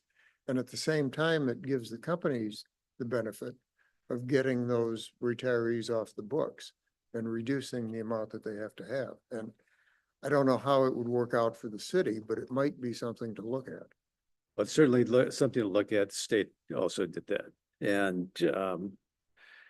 the results, as I recall them anyway, there was a moment in time where if you had a defined benefit pension, there was a buyout offered. If you were still working and you agreed to do that, you know, there was, you know, at the 3% match into the 401k, which they were offering to every employee, actually. The result was, unfortunately, it may be a timing issue. It may have worked out for you and your friends at GM, but for state employees, that was offered around the time the enhanced retirement was offered. And those individuals who took the lump sum then were in 2008, basically didn't have a pension because the crash had eliminated the nut that they had put it into. So we got a lot of feedback on that, and that's when the state initiated the hybrid system that we're seeing at the municipalities and at the state at this point in time, a combination which reduced the cost for the state by relying on investment as part of the pension system, but guaranteeing a small pension of some kind so that we didn't have people living on the street. I don't think MERS offers that, but we can check on it. Well, one of the things, we have a large number of police and fire that retire at a relatively young age. And so they would get a significant lump sum. I'm assuming, and maybe I'm totally wrong, that a lot of them go out and find other jobs after retiring. And it might be something that would be very attractive to them. Now, whether or not it's financially beneficial to the city is something I don't know. So you'd have to look at that. When you took your lump sum, did you roll it over to your own like IRA? Yeah. I mean, if they retire at 50, 55, it's not gonna do them any good. Cause they'll have to have a early withdrawal, cause they can't take it out till they're probably 62 now. So I mean, Good point, good point. they would maybe do it, just like you said, but like, if they take that money and then 5 years from now, they die, they can pass it on to their heirs, where if they take the pension and they die, That's right. it goes away. So, there would be choices for them to make, but I don't know if they retire before. Cause you're right, a lot of them do retire in their 50s, but they wouldn't probably be able to utilize that. Cause they can draw their pension right away when they retire, right? They would, they Like, wouldn't utilize it, but it would still grow for them if they invested there. If you retired at age 50, let's say, Mhm. you know, you're gonna have to wait until minimum retirement age to get to take your pension. Okay. So either way, they have to figure out how to live. Mark, I want to go back to your comment about police for a second. I had asked Audrey how much overtime had been paid to the police department in one of my questions. In 25, it was about 570,000. And the projected for 26 was about 550,000. So it had only been reduced about 20,000 between the years. And I said, based upon that, how many FTE is that equivalent to for police? And it's equivalent to about 5.5 officers.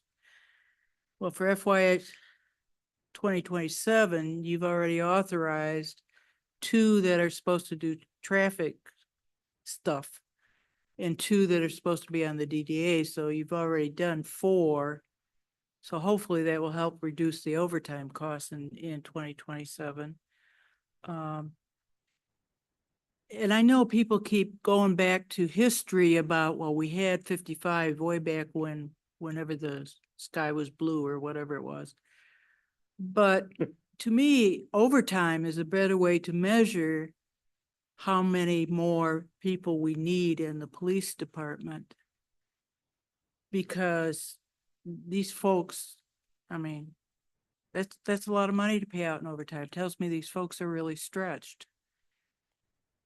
I'm just suggesting that history may not be the way to measure this anymore, given all the new equipment and et cetera, we have now that we didn't have back then. And I think Eli did a piece on the amount of calls that the police had, and they weren't finding that much change over the last 3 years. Now, I can't verify whether Eli correctly interpreted it, right? That's their job. I'm just suggesting that overtime may be a better way to determine how many new police officers need to be hired. I've kind of had I think it's a factor. So, I think they have considered that factor. Like I say, we've authorized 55 because they've done a calculation of what they need. But, when I left for the legislature, we had like 67 officers. So we've reduced the number of officers over a period of time. Well, I've kind of had the opposite thought. Rather than try to chase this number of 55 officers or whatever it is, because it sounds like they've been short for a long time. So rather than let's let them work overtime. The ones that want to work overtime, let them work overtime. And let's take that 55 down to 50 and just get rid of those 5 employees, because then that's 5 future pensions that don't have to be funded. That's 5 future lifetime health insurance that don't have to be funded. And so, and obviously, I'm not saying let's have these officers work 80 hours a week, but if anybody that wanted to pick up an extra shift, they could. Because overtime that's a lot of money to us, but it's also a lot of money in their pocket. When you talk about trying to recruit new officers, if they know that they can come in right away, especially younger people, and they can work 55 hours if they want to and make a lot more money than they would just working regular full-time hours, they would maybe take our job versus another community that's not going to offer them overtime. And I think that might be one way to maybe help ourselves in the future because, you know, every less pensioner and health insurance recipient, I mean, that's a lot of money in the end. But I don't know if that's even something that the police or fire have considered. Well, I could certainly, you guys could invite the chief in to talk about those type of needs because there's, you know, there aren't as many high stress jobs as police officers. Yeah. So overtime is additional stress on top of it. And it also, overtime, if it becomes too consistent, like everyone, then you're not at the top of your game after X number of hours, especially in a high stress job. So I don't have an answer for you on that. You know, 55 is the requested amount, the one that we've authorized, because we aren't really budgeting for empty locations, at least in terms of you know, how we would calculate the annual budget. We aren't putting aside money for that until we look at or have people in those places. So, and we hire during a 12-month period. So, you know, sometimes, you know, we may budget for something, but we're really only paying 2 months worth of it. And at the end of the year, when we calculate how much money we didn't spend, then, you know, that shows up that way. So Audrey, let me make sure I understand Mark's comments. If they authorize 55 FTE, you've built in cost of FTE. Yes, but we took your recommendation to do a personnel vacancy factor. And so for Right. police, it's about 4 positions is what we budgeted. I think right now they have how many positions vacant, Justin? Seven. Say 8. That's it. 7, 8, I want to say 7. 7, yeah. They on 10-hour shifts, 12-hour shifts, whatever. 12s. 12s.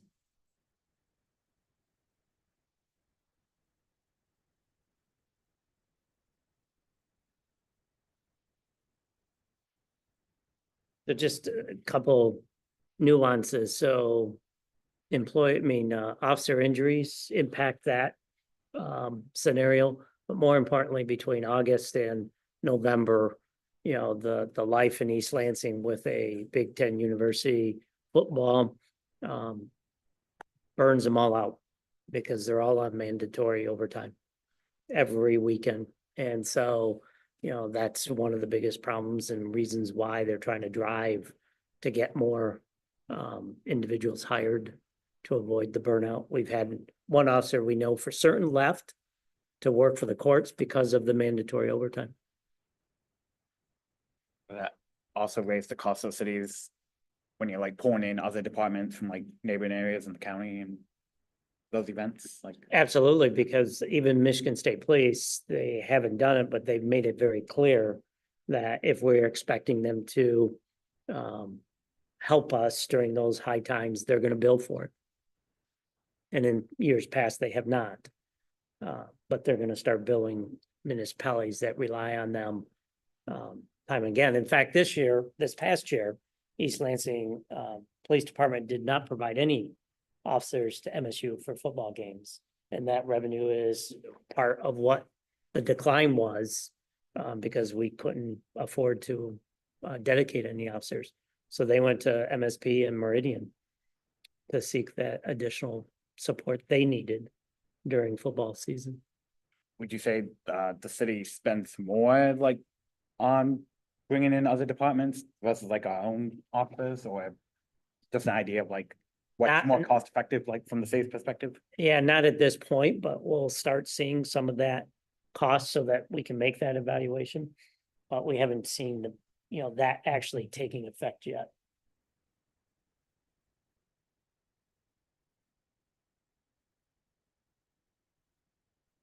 Okay. Anything else? Let's work on the agenda for the next meeting. I'd like to make a suggestion. There's a document, I think Robert and I received it from one of the LEAP employees that talked about, gave a chart of East Lansing. It's sort of a picture of our population and where we're going with population. I think we're for you to take a look at it. So if we can get that Sure, distributed, I'll just note that which is actually using figures about 2 years ago, I think, had us at 45,394 as our population, which was a 6% decline from the 2020 census. It also showed we had a 12% decline in people between the ages of 5 and 19, a 5% decline between the ages of 22 or 20 and 44, a decline of 3.9% between 45 and 64, and an increase of 31% of people between the who are seniors. So we're an aging community according to this information. And, you know, that's something that we have to consider here in terms of what our future finances might be like and available to us. Really impact the income tax, Exactly. all those retirees. And the reduction in the other, especially in the working age groups there, so. Well, the retirees, remember, don't pay on their pension income. So if we're having more in that area and less people working, that could have a big impact on them. That is the strongest argument you can make for needing middle income housing, so that our working families can afford to live here.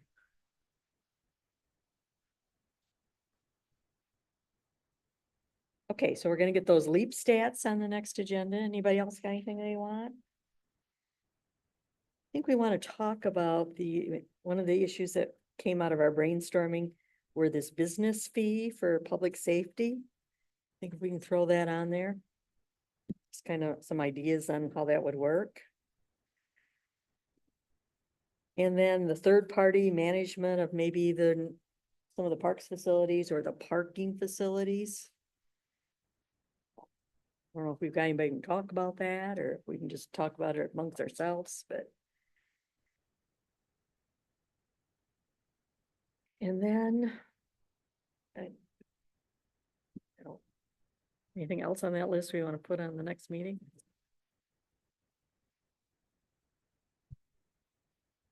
I'd like to make a suggestion and see if the group's interested in it at all. We have apparently till July 15 to be done. I feel like we've done a lot of homework now, gathered a lot of information. I feel like we're ready to start thinking about our recommendations and having a discussion about them and starting to put them on a list. How would you guys feel if we try to have all of our recommendations, like, you know, whatever you want to bring to the table, we write them out, maybe put a paragraph about why we're recommending them, like kind of like David did at the last meeting, and try to be done with having all of those on the table for the group to talk about, at least by the end of May. And so that we can then spend June developing the report.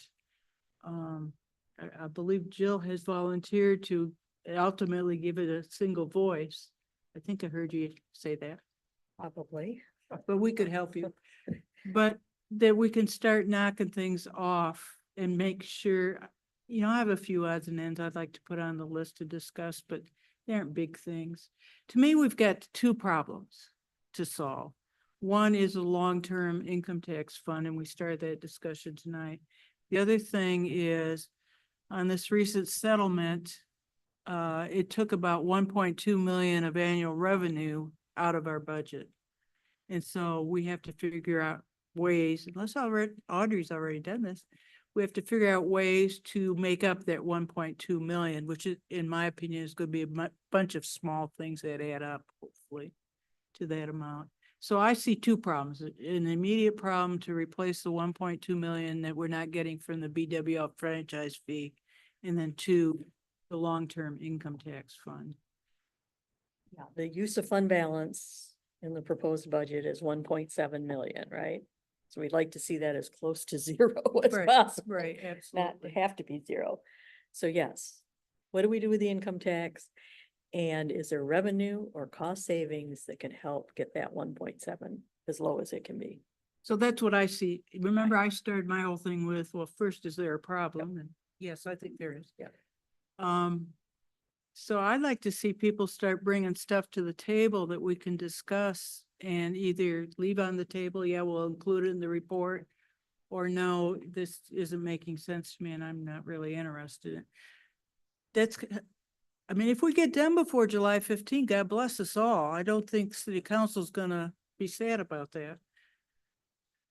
Are you guys interested in using that kind of approach, or does that not make sense to you? You feel like we need to collect more data? No, Where are you? I think the list that we just are sending to city council is everything except anything else that might come up between now and then.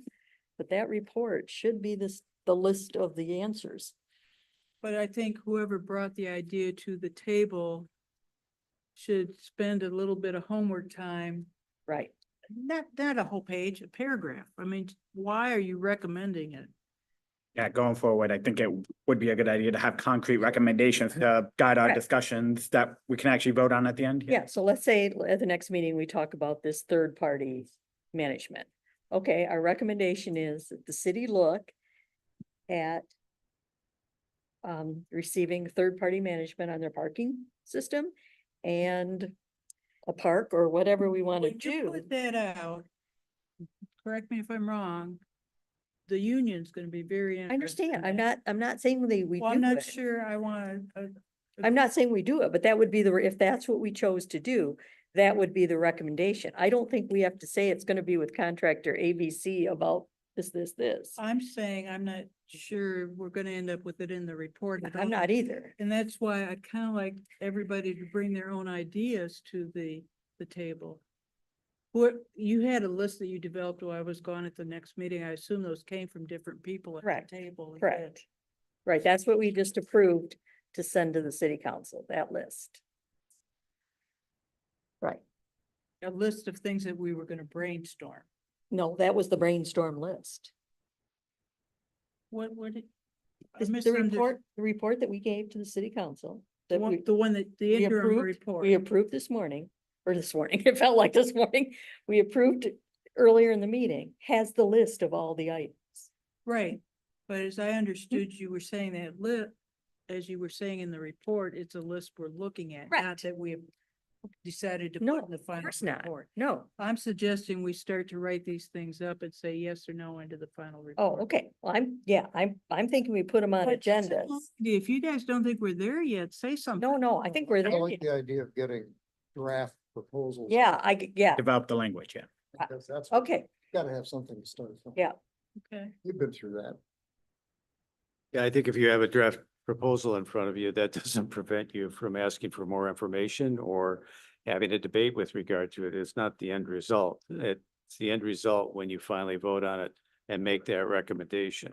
I want to know one thing, and I don't know how to find this information because it's, back in the Stone Ages, but around 2000, we did have a discussion about essentially privatizing the parking system. And so we decided that it wasn't financially the right thing for us to do, but there was the presentation of information and, that type of information might be valuable to you so that you can see what that would entail. And yes, Remember who did whenever that? anything, what's that? Do you remember who did that? I mean, who actually was making the pitch to Yeah. us? No, I don't. I know there's a number of organizations. I like Ann Arbor, I think has a privatized parking system. It's Actually, I think The it's municipal- DDA who is runs it. It's downtown Development Authority runs their parking system. Okay, yeah. So we have that option as well. So I think there's more than you probably could use a presentation with regard to that. And there might be other information that the city has regarding the parking system that, or the proposal that we considered way back when. It's probably somewhere, in the basement of this building, in a box someplace, but it might be available. One other thought I had is that I think one suggestion that has kind of gone around the table was about employee contributions to health insurance. And just to kind of save you guys some time, the healthcare task force met this week, and starting with the 27 fiscal year, employees will be contributing. So if you were going to offer that recommendation, it's already happening. So maybe save yourself the exercise. How do I phrase this? Would putting it in the report as kind of a generic, we encourage, kind of help you with that discussion? It's already happening, so I'm not sure, unless you want to suggest something. Mr. Bellman, does that help you at all? It doesn't hurt, I mean, to continue to guide council, because, the discussion about actually implementing a premium share also flips onto the other side when it comes to attraction and retention. Do we drive more employees away with the dollar amount we may get because the state doesn't require it, or MSU may not require it, or Meridian, which is, the three other employers close by, that makes it much more challenging for us to remain competitive. So, I mean, we're looking at it. I know it was a recommendation. We still have to negotiate. That's fact, but I mean, ultimately, we'll see if that impacts our ability to attract and retain. Or it might help you if we came forward and said, we would encourage you to look at it. Yes, I mean, it wouldn't hurt. Absolutely. It allows the press release to say, look how quickly they adopted, that recommendation of the financial health team, so. Okay, so for the next meeting, I'll write up some language on the third-party management. We can at least get started looking at that. Some kind of idea on the business fee for public safety. And then I'll do the one on, Put that one forward, if you don't mind my asking. I think it was Yeah. Eric. Yeah, I think it was Eric. I think you just got a homework assignment. I can write up some quick language to get us thinking about it. And then the employee contribution. But you should also get the information that we used to reduce that fee in the last budget, last year's Yeah. budget. And there's also a couple of things to remember. If you're doing a business fee, is it going to apply to every business within the community to enhance public safety? Or is it limited to a geographic area, which is what we really dealt with last year? And there's the consideration, we might want to have DDA or the Responsible Hospitality Council or somebody like that come here and talk about their view on it so that you can make an informed decision on your recommendation. At least it'll get us a starting point. This is that you get 3 free ones, and then after that, you're gonna have to start paying. And then something else that came up for capital outlay. In the past, my understanding, it was reviewed by the planning commission. So an independent group of individuals looked at it, and that has fallen through the cracks. And that maybe it's time that be looked at again. Particularly if we're gonna start paying debt service. out of Right, income so I'm tax. thinking we'll add that one also. You want me to write that one up? I'm just gonna do some quick. Starting point. Didn't you have something on streetlights also? that Yeah. You were gonna look at, is Yeah. that still on your list? Streetlights and then construction drain assessments, not maintenance drain assessments, new construction drain assessments, especially for businesses. It's my understanding we've been paying those. And then maybe they should be paid by the Right, okay. business.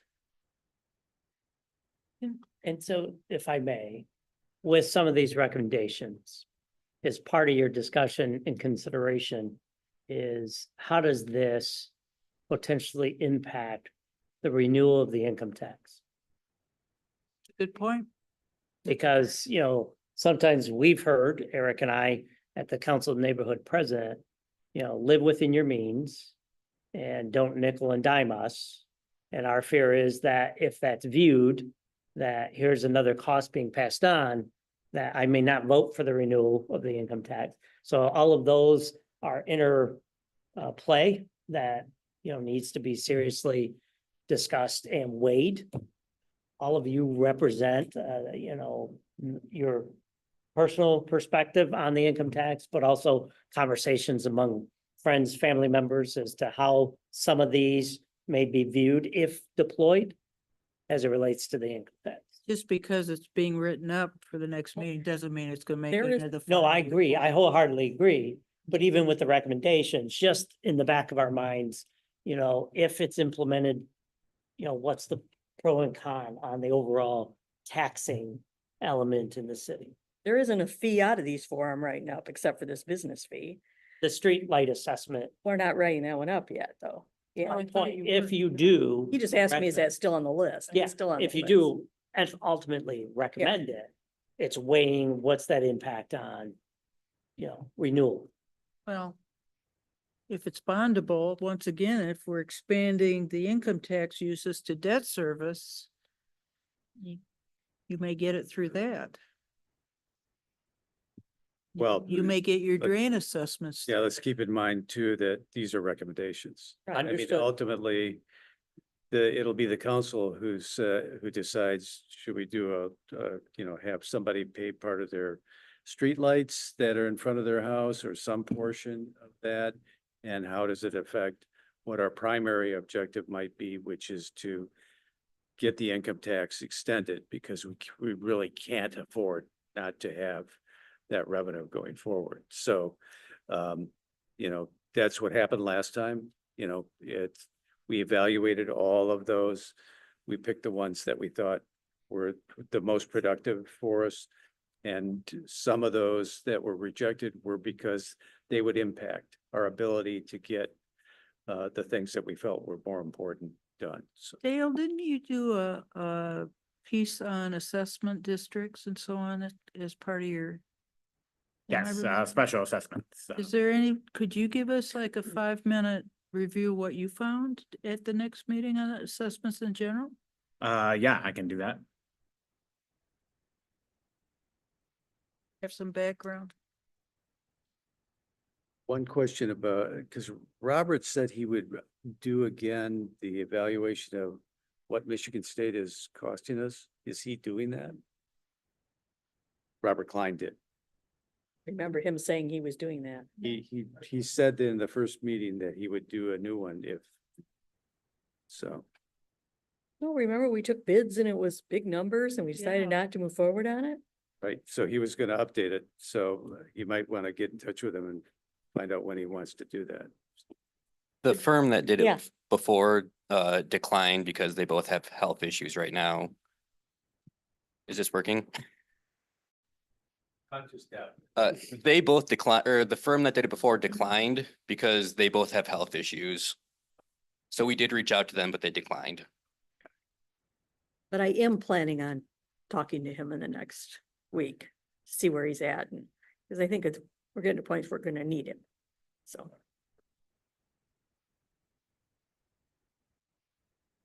I still don't know what we actually get out of that. We know that there's a large unfunded amount of city services that go to MSU. We've got a study that was done, 10 years ago? I don't know.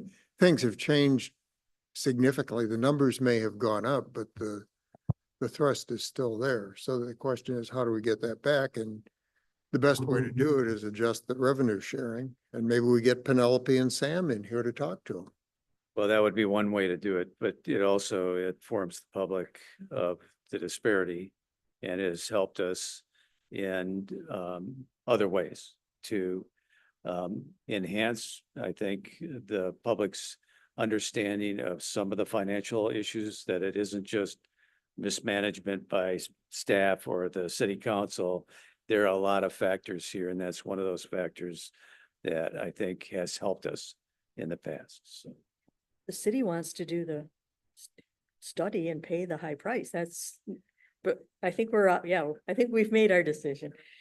Yeah, I understand, but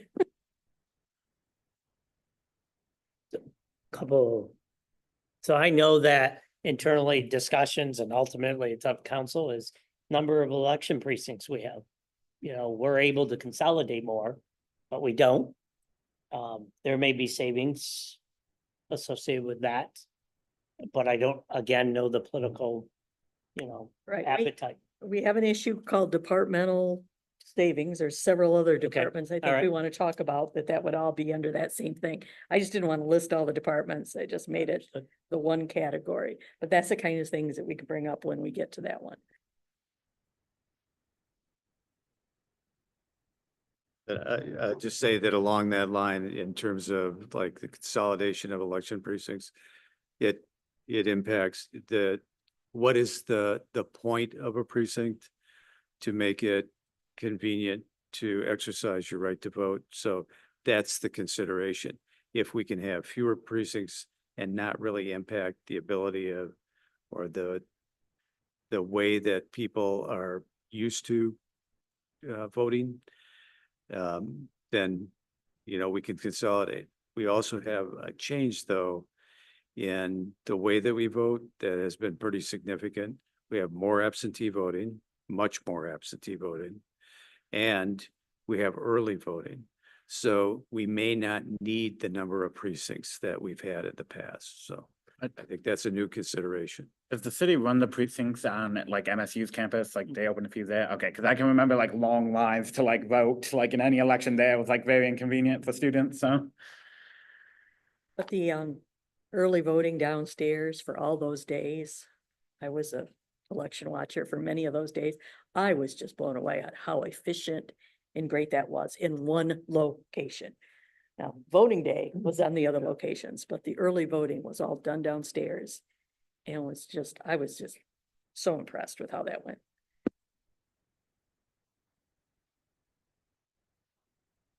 All right, I will try to write up some language on a few of these. We will have Dale do his presentation. We'll look at those LEAP stats. And if anybody has anything else, we can get it added between now and then. It's 2 weeks, right? It's again 2 weeks from today. Would you like a motion to adjourn, madam? I would. So moved.